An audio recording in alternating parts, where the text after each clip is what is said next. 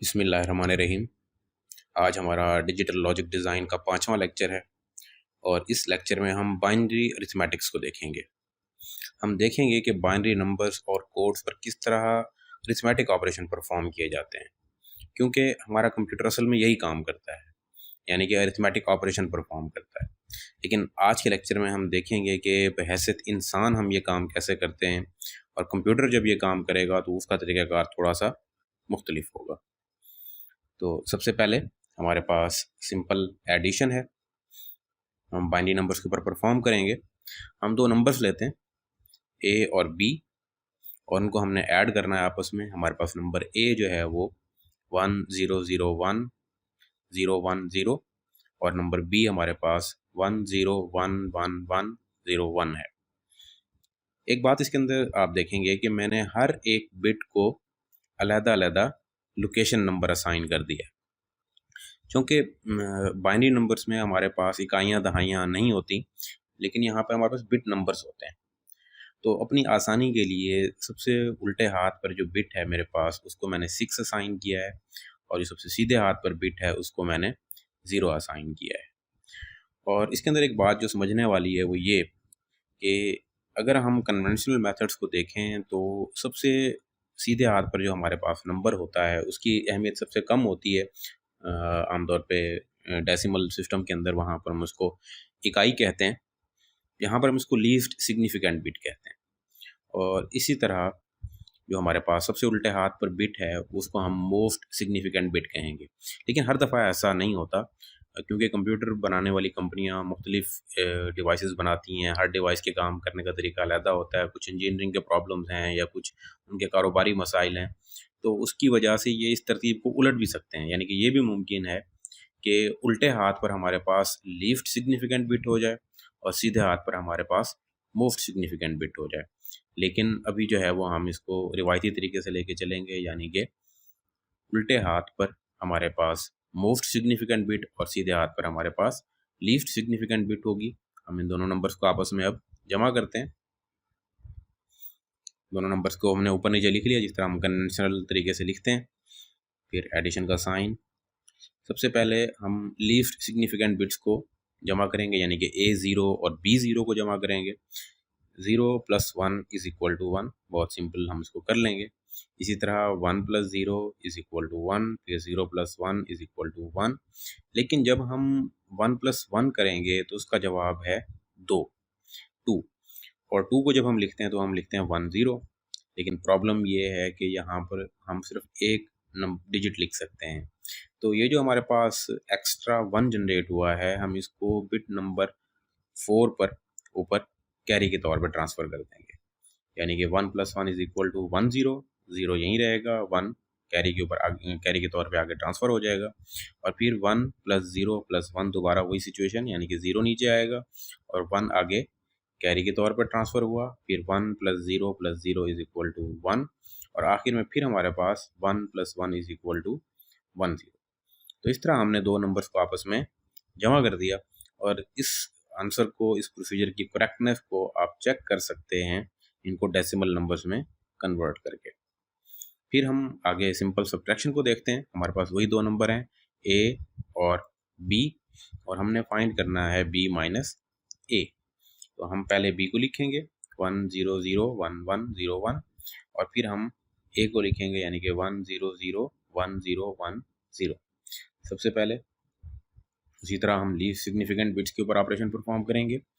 1 - 0 = 1 और आगे देखेंगे कि हमारे पास एक नई सिचुएशन पैदा हुई है, यानी कि 0 में से 1 को माइनस करना है, जो कि मुमकिन नहीं है। तो हम क्या करते हैं कि जो हमारे पास लेफ्ट साइड पे 1 है, इससे हम एक अदद 1 बारो कर लेते हैं। इससे हम हासिल ले लेते हैं, उधार लेते हैं। इस 1 से हमने उधार लेना है, तो जब इस 1 को इस 0 के साथ मिलाएंगे तो ये 1 0 हो जाएगा, यानी कि 2 बन जाएगा। अब इस 2 में से 1 को माइनस किया तो नीचे हमारे पास 1 आ गया और इधर हमारे पास 1 की जगह 0 आ गया। अब 0 - 0 = 0, 1 - 1 is equal to 0, 0 minus 0 is equal to 0, 0 minus 0 is equal to 0 और 1 माइनस 1 इज इक्वल टू 0, यानी कि हमारे पास जो अब आंसर आया है वो आया है 1 1। तो इसको जो है वो आप चेक कर सकते हैं दोबारा इनको डेसिमल नंबर्स में कन्वर्ट करके। अब हम देखेंगे बीसीडी एडिशन को।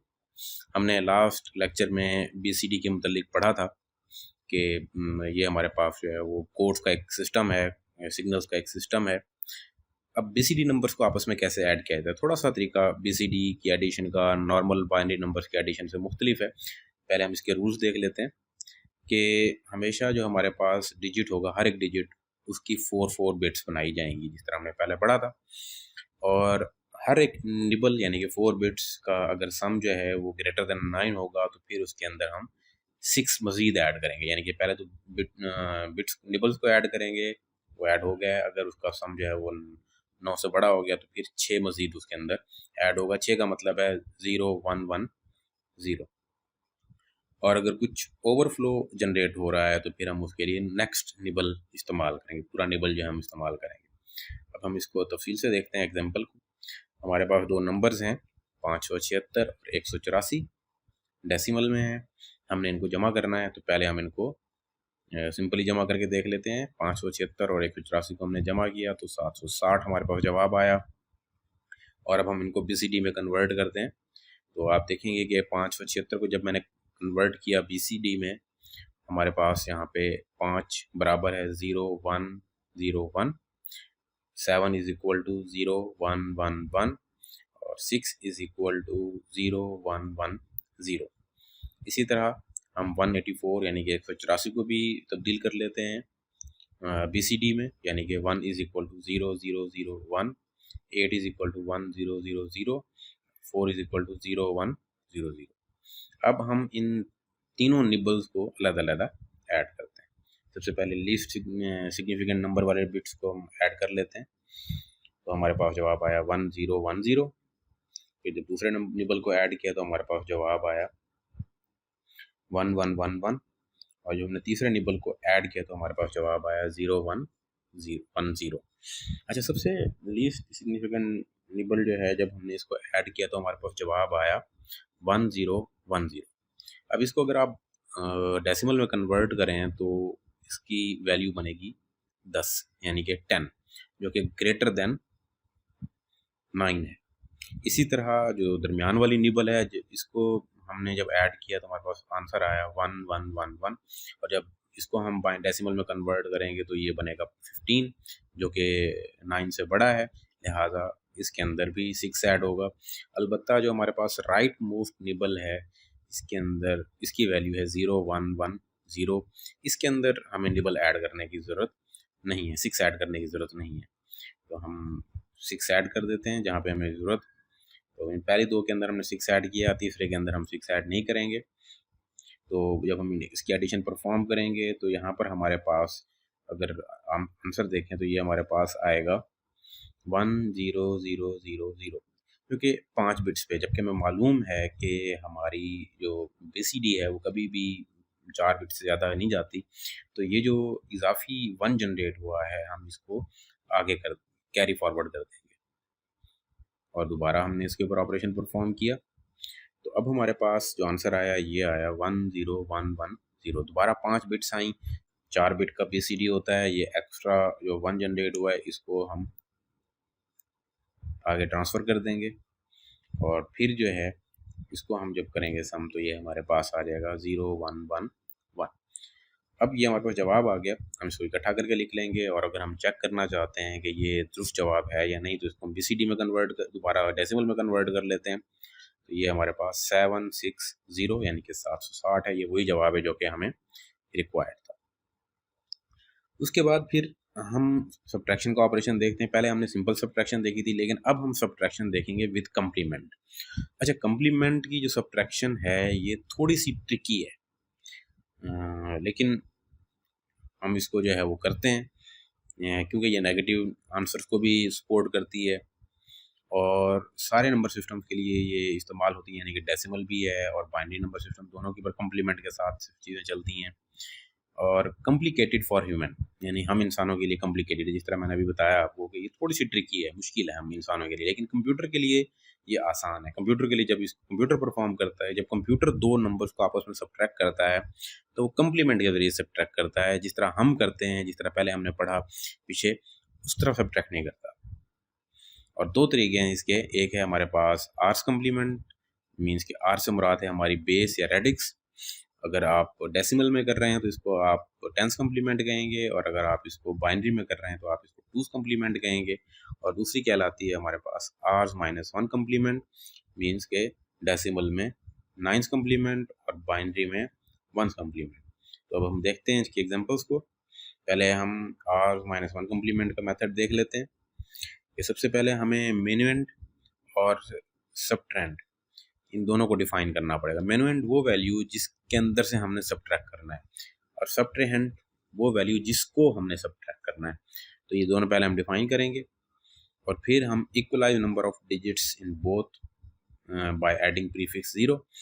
अगर हम देखेंगे कि दोनों के अंदर डिजिट्स जो हैं वो बराबर नहीं है, तो हम ज़ीरो एक शामिल कर देंगे, शुरू में लगा देंगे, ताकि इनके डिजिट्स बराबर हो जाएं, एक या जितने ज़रूरत हमें है।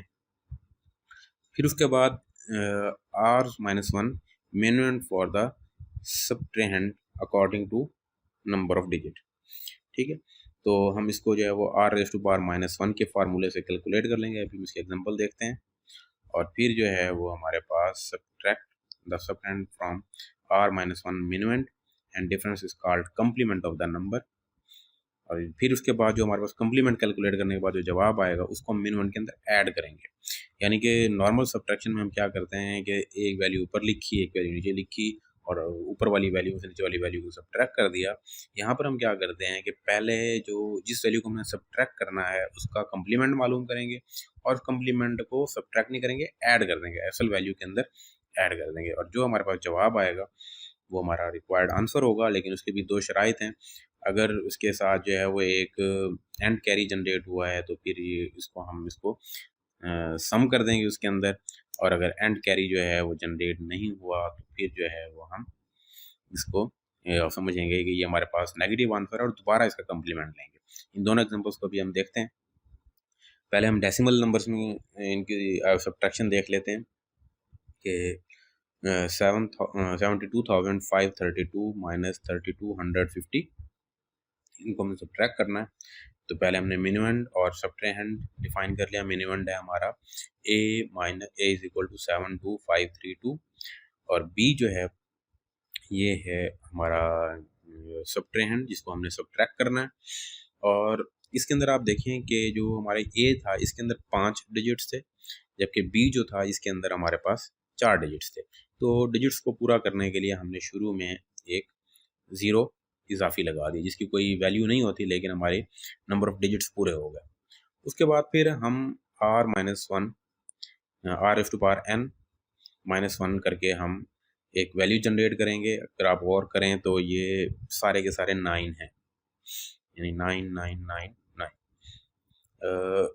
एक यहाँ पे तो हमने इस फार्मूले को पूरा इवेल्युएट किया, यानी कि 10 टू पावर 5 लिया, और फिर उसके अंदर से माइनस कर दिया हमने 1 को।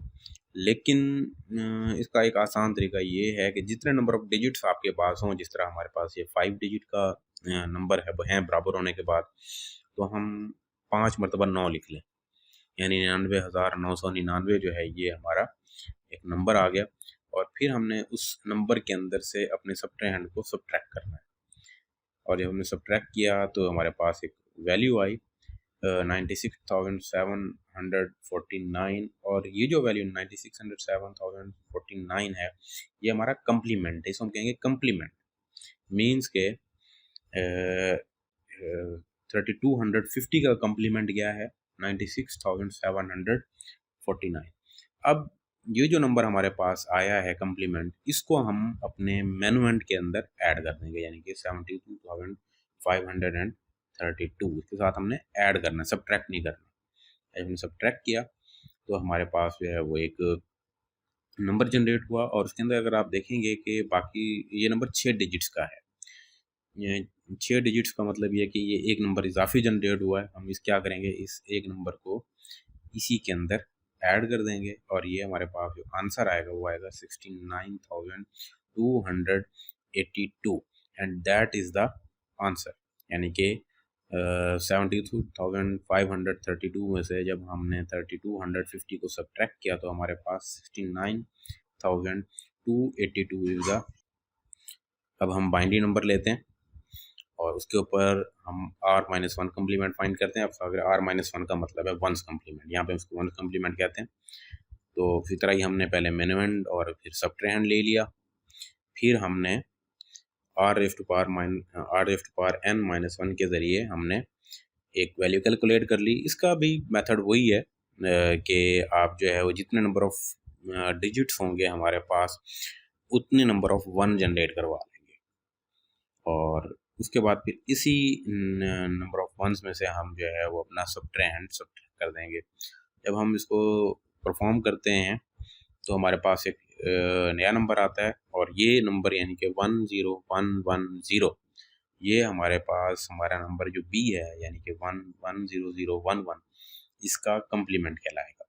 अब हम इस कम्प्लीमेंट और नंबर ए को आपस में ऐड करेंगे और इसके अंदर भी आप देखेंगे कि हमारे पास जो है वो एक एक्स्ट्रा कैरी जनरेट हुआ है लेफ्ट पे, तो इस वन को जो है वो हम इसके अंदर ऐड कर देंगे और फिर जो है हमारे पास ये नंबर हमारे पास आ जाएगा 100,110 और ये हमारा जवाब है।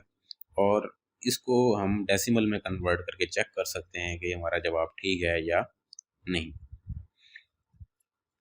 उसके बाद फिर एक चीज़ और हम करने लगे हैं एक्सपेरिमेंट कि इसके अंदर आप देखें कि पहले हमने बड़ी वैल्यू में से छोटी वैल्यू को निकाला था, लेकिन अब हम छोटी वैल्यू में से बड़ी वैल्यू को निकालेंगे यानी कि 10011 माइनस 111,001। तो इसको जो है वो हम कैसे निकालेंगे, a is equal to 111,001, b is equal to 010011। यानी अब हमारे पास जो a है ये हमारा सब्ट्रैंड बन जाएगा और b जो है ये हमारा मिनिमम बन जाएगा। बिल्कुल उसी तरह जो है वो हम 1 कैलकुलेट करवा लेंगे r⁻n-1 के फार्मूले से और फिर जो है वो हम इसमें से अपना मिनिमम सब्ट्रैक्ट करेंगे। जब हमने सब्ट्रैक्ट किया तो हमारे पास आंसर आया 0,00110 और फिर उसी तरह दोबारा जो है वो हम अपने मिनिमम के साथ इसको ऐड कर देंगे। हमने इसको ऐड किया तो हमारे पास आंसर आएगा 0,11001। अब यहाँ पे आप देखेंगे कि कोई कैरी जो है वो जनरेट नहीं हुआ। अब क्योंकि कैरी जनरेट नहीं हुआ तो हम इस मकसद के लिए दोबारा एक ऑपरेशन परफॉर्म करेंगे यानी कि दोबारा ये जो हमारे पास जवाब आया है इसका कम्प्लीमेंट मालूम करेंगे। उसी तरह ही यानी कि जो हमारे 6 नंबर ऑफ वंस हमने जनरेट करवाए हुए थे वो लिखेंगे और उसके अंदर से जो है वो अपना आंसर इसको हम सब्ट्रैक्ट करेंगे। सब्ट्रैक्ट किया तो हमारे पास आंसर आया 10010। अब क्योंकि हमने इसको दोबारा कम्प्लीमेंट किया है तो इसलिए हम कहेंगे कि ये जो हमारे पास जवाब है ये नेगेटिव आंसर है, ये नेगेटिव वैल्यू है और उसको हम चेक कर सकते हैं इसकी करेक्टनेस को दोबारा इसको डेसिमल में कन्वर्ट करके। अब टूस कम्प्लीमेंट को देखते हैं इस तरह। अब हम टूस कम्प्लीमेंट को देखने लगे हैं तो आप देखेंगे कि मैंने टेंस कम्प्लीमेंट को नहीं किया, लेकिन टेंस कम्प्लीमेंट को आप खुद आराम से कर सकते हैं, कोई इसके अंदर बड़ी चीज़ नहीं है, सिर्फ एक जगह फार्मूला तब्दील होगा वो मैं आपको बताता हूँ। उसी तरह ही मेनुएंड और सब्ट्रैंड लिख लिए और यहाँ पर ये वो r⁻n इसको हमने कैलकुलेट कर लिया और इसके अंदर जो हमारे पास जब हमने r⁻n जो है वो फाइंड किया तो उसका मतलब था 2⁻6 यानी कि 64 और 64 की जो बाइनरी वैल्यू है वो है हमारे पास 1000000 यानी कि एक के आगे 6 सिफर। तो यहाँ पर भी हमारे पास इसका शॉर्टन फार्मूला ये है कि बजाय आप इसके कि पूरा नंबर कैलकुलेट करें और उसको बाइनरी में कन्वर्ट करें, आप जितने नंबर ऑफ बिट्स हैं आपके पास आपके सब्ट्रैंड और मेनुएंड के दरमियान अंदर यानी कि 6 नंबर ऑफ बिट्स हमारे पास हैं तो उतने ज़ीरो के साथ आप 1 लगा लें तो आपके पास एक नंबर आ जाएगा। और बिल्कुल इसी तरह जो है वो आप इस के अंदर से सब्ट्रैक्ट कर देंगे तो हमारे पास जो है वो ये नंबर आ गया यानी कि 1011001 और फिर जो है हम इसके अंदर उसी तरह मिनुएंड को ऐड कर देंगे 1 1 1 0 0 1 और हमारे पास यहाँ पर भी एक एक्स्ट्रा कैरी जो है वो जनरेट हो गया। अब की बार हम इस कैरी को ऐड नहीं करेंगे बल्कि हम इस कैरी को डिस्कार्ड कर देंगे, ख़त्म कर देंगे। तो ये हमारे पास जवाब आ रहा है 1 0 0 1 1 0। फिर छोटी रकम में से बड़ी रकम आपने निकालनी है। ए जो है उसको आपने छोटा रखा, उसी तरह ये आपने इसकी वैल्यू कैलकुलेट की, फिर इसके अंदर से आपने सब्ट्रैंड को सब्ट्रैक्ट कर दिया, आपके पास 1 1 1 ये जवाब आ गया। इसके अंदर आपने मिनुएंड ऐड किया और आपके पास जो है वो आंसर आ गया। और आप देखेंगे कि इसके अंदर कोई एक्स्ट्रा कैरी जो है वो जनरेट नहीं हुआ। तो आप क्या करेंगे, दोबारा इसको कंप्लीमेंट करेंगे। कंप्लीमेंट करने के लिए आप क्या करेंगे कि इसको दोबारा 2⁶ में से जो है वो इस आंसर को सब्ट्रैक्ट कर देंगे। इस आंसर को सब्ट्रैक्ट करेंगे तो आपके पास आएगा आंसर 1 0 0 1 1 0 और यहाँ ये हमारा आंसर है और ये नेगेटिव है। और अगर आप कंपेयर करें कि यहाँ पर जो हमारे पास आंसर बन रहा है ये वैल्यू हमारे पास वही है जो कि हमारे पास पिछली स्लाइड्स के अंदर थी। तो 9th कम्प्लीमेंट से करें या 10th कम्प्लीमेंट से करें जवाब सेम आना चाहिए, 1st कम्प्लीमेंट से करें या 2th कम्प्लीमेंट से करें जवाब सेम आना चाहिए। तो अब आपने जो काम करना है वो ये करना है कि 10th कम्प्लीमेंट को ट्राई करना है और 2th कम्प्लीमेंट के अंदर जो है वो आपने कुछ और एक्सपेरिमेंट करने हैं कि कुछ वैल्यूज़ आपने रख के देखनी है। Thank you very much. ये था हमारा आज का लेक्चर और उम्मीद है कि आपको काफ़ी सारी चीज़ें इसमें से समझ आई होंगी।